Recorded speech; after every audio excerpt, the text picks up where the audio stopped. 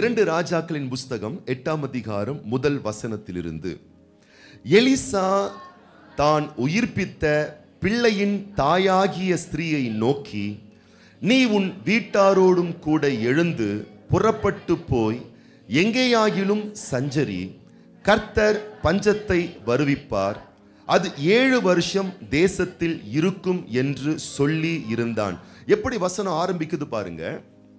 Elisha தான் உயிர்ப்பித்த பிள்ளையின் தாய். ஆமா, அந்த உயிர்ப்பித்த சத்தியங்களை தான் ஃபர்ஸ்ட் சர்வீஸ்ல நான் பேசினேன். 4ஆம் அதிகாரத்திலிருந்து பேசினேன். 2 ராஜாக்கள் 4ஆம் அதிகாரத்திலிருந்து பேசினேன். இப்போ 2 ராஜாக்கள் 8ஆம் அதிகாரத்தை நம்ம தியானிக்க போறோம். கவனிப்போம். இவள் சுனேமியாள் என்று சொல்லப்படக்கூடிய ஒரு ஸ்திரீயானவள். இவ பேரு சுனேமியாள்னே வருது. ஆனா அந்த ஊர் பேரு தான் சுனேம். அந்த ஊர்ல அவள் வாழ்ந்ததுனால இவள் நிமித்தம் அந்த ஊருக்கே பெருமை வந்து அந்த ஊர் பேரை அவளுக்கு வச்சுட்டாங்க. அல்லேலூயா. நான் சொல்லட்டுமா? ஒரு தீர்க்க தரிசனம் சொல்லட்டுமா? அல்லேலூயா. உங்களுக்குன்னு ஒரு பேர் இருக்கும்ல.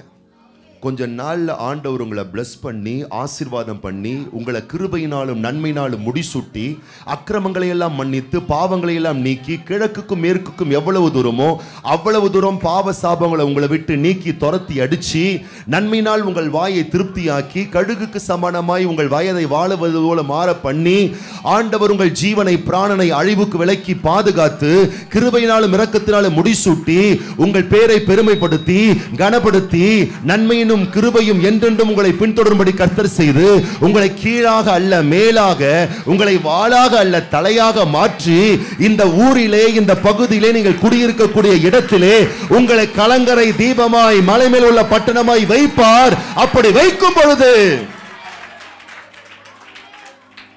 வைக்கும் பொழுது உங்கள் பெயர் மறக்கப்பட்டு இந்த ஊரினுடைய பெயரே உங்களுக்கு வைக்கப்படும்.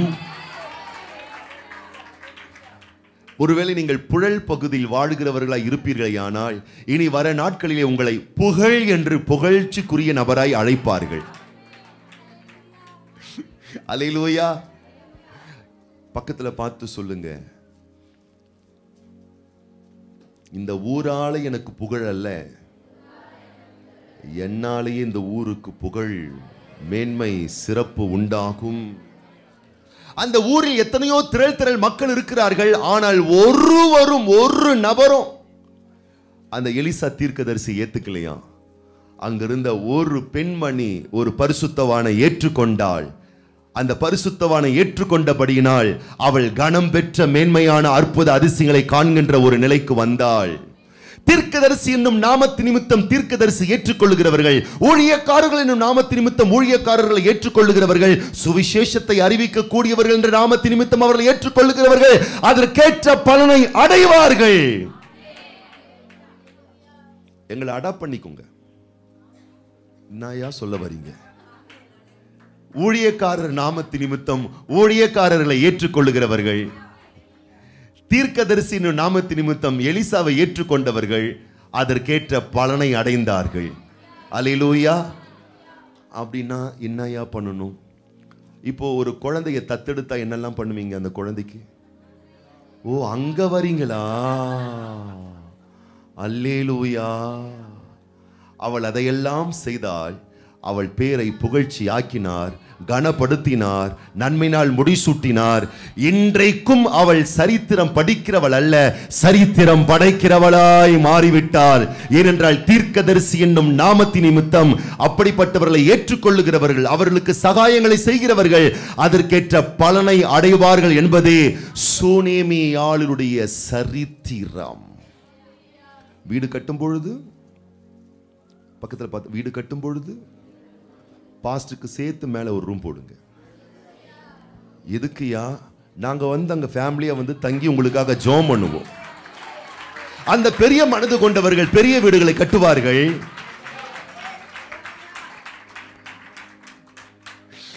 அல்லேலூயா. சுனேமியாள் கட்டினாள். அல்லேலூயா. எப்படி ஆரம்பிக்கப்படுகிறது? அப்படி ஒரு காரியத்தை ஏற்றுக்கொண்டபடியினால் அவளுடைய பிள்ளையே ஆண்டவர் மீட்டு கொடுத்தார். நீ தீர்க்கதரிசிகளை ஏற்றுக்கொள்ள நான் சொல்லட்டுமா? உன் வாழ்க்கையில எதெல்லாம் இழக்கப்பட்டிருக்கோ எல்லாவற்றையும் தேவன் உனக்கு மீட்டு கொடுப்பார், எடுத்து கொடுப்பார், பெற்று கொடுப்பார், மீண்டும் கொடுப்பார், மீட்டு கொடுப்பார். இப்ப என்ன ஆச்சா, அப்படிப்பட்டவளுக்குத்தான் வருங்காலங்கள் அறிவிக்கப்படுகிறது. அல்லேலூயா. நீ கர்த்தர் மேலும் பரிசுத்த தேவன் மேலும் பரிசுத்தவான்கள் மேலும் பிரியமாய் கனப்படுத்திப்பார். அல்லேலூயா. கர்த்தர் பஞ்ச காலத்தில் உன்னையும் உன் பிள்ளைகளையும் உன் குடும்பத்தையும் காப்பாற்றுவார் என்பதை இந்த சத்தியங்கள் மூலம் அறிந்து கொள்வாயாக. சுவிசேஷத்துக்காக கர்த்தருக்காக நீ படுகிற பிரயாசங்கள், செய்யக்கூடிய செயல்கள், உழைப்புகள் ஒன்றும் வீணல்ல. உன் நல்வாழ்வை காப்பாற்றிக் கொள்வதற்கான தரமான முதலீடுகள்.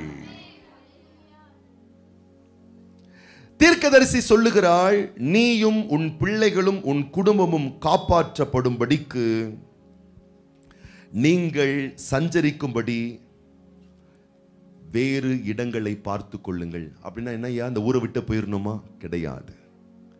எந்தெந்த விஷயம்லாம் உன் வாழ்க்கையை பஞ்சமாக்குகிறதோ அந்த விஷயத்தை தவிர்த்து விடுங்கள். எந்தெந்த விஷயங்கள் உங்களுடைய ஆவிக்குரிய வாழ்க்கையை பாதிக்கிறதோ அந்த விஷயத்தை நிறுத்தி விடுங்கள். எந்தெந்த காட்சிகள், எந்தெந்த செயல்கள், எந்தெந்த பிரயாசங்கள், எந்தெந்த நடவடிக்கைகள் உங்கள் நல்வாழ்வை சிதைக்கிறதோ அதை விட்டு விடுங்கள். இப்படி கடினமா பேசுற வார்த்தை உங்க கணவனை காயப்படுத்துதா? குடும்பத்தை உடைக்கிறதா? திமிரான பேச்சு சங்கடப்படுத்துகிறதா? உங்களுடைய செயல்களால் சிலர் புண்படுத்தப்படுகிறார்களா? கர்த்தர் சிலருக்கு தீர்க்க தரிசனமாக பேசுகிறார். சில குடும்பங்களிலே சின்ன சின்ன உராய்வுகள் நடந்து கொண்டிருக்கிறது. கணவன் மனைவிக்குள்ள சின்ன சின்ன உராய்வுகள் நடந்து கொண்டிருக்கிறது. பெற்றார் பிள்ளைகளுக்குள் சின்ன சின்னதா உராய்வு நடந்து கொண்டிருக்கிறது. கர்த்தர் சொல்லுகிறார், சமரசம் செய்து விடுங்கள், சமாதானமாகி விடுங்கள். சமரசத்தையும் சமாதானத்தையும் சமத்துவத்தையும் சமாதானப்படுத்துதலையும் உங்கள் வாழ்வில் வீட்டில் நடைமுறைப்படுத்துங்கள். பின்னாட்களிலே பெரிய விபரீதங்கள் நடக்காதபடிக்கு கர்த்தர் உன்னையும் உன் குடும்பத்தையும் பிள்ளைகளையும் வீட்டையும் காப்பாற்ற விரும்புகிறார். பஞ்சம் வராதபடி, அழிவு ஏற்படுத்தாதபடி இன்றைக்கு குடும்பத்திலே சில ஒப்புரவாகுதலை ஏற்படுத்துங்கள். அல்லேலூயா. ஆமா, கணவன்மார்களுக்கு சொல்லுகிறேன், உங்கள் மனைவியிடத்தில் மிகவும் அன்பாயிருங்கள். ஏன்யா இதுக்கு முன்னாடி அன்பா இல்லையா? இன்னும் அன்பாயிருங்கள். ஏன்யா, அவங்க ரசம் வைக்கணுமா? அதை நான் சொல்லல என்பது நீங்கள் காண்பிக்கிற அன்பில் தான் இருக்கிறது. அல்லேலூயா. அவர்கள் நல்லவர்கள் தான், ஆனால் பஞ்சத்தை ஏற்படுத்தக்கூடிய செயலில் ஈடுபடாதீர்கள். ஒரு ஆணுடைய மனசு ஒரு ஆணுக்கு தான் தெரியும். ஒரு ஆணா இருந்து பிரசங்கம் பண்ணுகிறேன், ரொம்ப வச்சுக்காதீங்க. அல்லேலூயா. அன்பே பிரதானம். மனைவிமார்களுக்கு சொல்லுகிறேன்,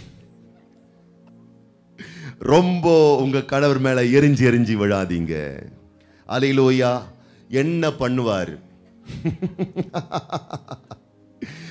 தலகாணியை கொடுக்க போறாரா, இல்ல தலைக்கு மேல? ஆகவே சமாதானமாகுங்கள். பஞ்சம் வர போகிறது. சில விஷயங்களை விட்டு கொடுங்க, சில விஷயங்களை பொறுமையா இருங்க, சில விஷயங்களை சகிச்சுக்குங்க. நான் சொல்லட்டுமா, பின் நாட்களில் வரக்கூடிய மிகப்பெரிய விபரீதமான சச்சரவுகளோடு ஒப்பிடும் பொழுது இப்பொழுது நீ சகித்துக் கொள்ளக்கூடிய விஷயங்கள் ஒன்றும் பெரிதல்ல என் அன்பு குழந்தைகளே. பின் நாட்களில் வெடித்து சிதற போகக்கூடிய எதிர்காலங்களை கண்ணோக்கி பார்க்கும் பொழுது வரக்கூடிய பயங்கரங்களோடு ஒப்பிடும் பொழுது இப்பொழுது நீ பொறுமையா இருப்பது ஒன்றும் தவறே கிடையாது. எலிசா தீர்க்கதரிசி சொல்லுகிறான், இந்த இடம், இந்த வீடு, இந்த ஊரு, இந்த தேசம், இந்த பகுதி விட்டு கிளம்பு. கர்த்தர் சொல்லுகிறார், இந்த சுபாவம், இந்த கேரக்டர், உனக்குள்ள இருக்கக்கூடிய வசனத்துக்கு புறம்பான பார்வை, வசனத்துக்கு புறம்பான செயல், வசனத்துக்கு புறம்பான ஆட்டிடியூட் விட்டு வெளியே வந்துவிடு. பின் நாட்களில் வெடித்து சிதறக்கூடிய வாழ்க்கை நடைபெறக்கூடாது என்று சொன்னால் ஆண்டவர் இன்றைக்கு வெளியே வரும்படி பேரன்போடு அழைக்கிறாள். சூனியமியால் அதற்கு செவி கொடுக்கிறாள். எத்தனை பேர் இங்கே சூனியமியாலா இருக்க போகிறீர்கள்? தீர்க்கதரிசியின் வார்த்தையை நம்புங்கள், சித்தி பெறுவீர்கள் என்று தேவனுடைய இறைவாக்கு சொல்லுகிறபடியே எத்தனை பேர் சொல்ல போறீங்க, நான் கர்த்தருடைய தீர்க்கதரிசியின் வார்த்தையை நான் நம்புறேன். பஞ்சம் வருவதற்கு முன்பதாக, கெடுதி வருவதற்கு முன்பதாக, கேடு வருவதற்கு முன்பதாக இன்றே அந்த பழக்கங்களை விட்டு வெளியே வந்து விடுங்கள். எனக்கு முற்ற பழக்கம்தான், விட்டு விடுங்கள். பாதிக்கிற பழக்கங்கள் விட்டு விடுங்கள். கடினமான பேச்சை விட்டு விடுங்கள். முரட்டுத்தனமான செய்கைகளை விட்டு விடுங்கள். பழிவாங்கும் உணர்வுகளை விட்டு விடுங்கள். தேவாதி தேவன் சீக்கிரத்திலே உங்களுக்கு நியாயம் செய்ய போகிறார். படைத்த தேவன் உங்களுக்கு நியாயம் செய்ய போகிறார். இல்லை, நான் கோழை நினைச்சிருவாங்களே, நான் எல்லாத்தையும் இழந்த மாதிரி ஒரு நிலை ஆகிடுமே. நம்பு தேவ பிள்ளையே, தேவனுடைய இறை வார்த்தையை. உன்னை கை போட்டு விலங்கு போட்டு சிறுமைப்படுத்தினாலும் பொறுத்திரு, கிறிஸ்துவினுடைய ஆவி உனக்கு உதவி செய்யும் என்பதை ஆழமாய் நம்பு. கிறிஸ்துவின் ஆவி உனக்கு துணை நிற்கும் என்பதை ஆழமாய் நம்பு. கிறிஸ்துவினுடைய ஆவியானவர் உனக்கு சகாயம் செய்ய போகிறார் என்பதை ஆழமாக நம்பு.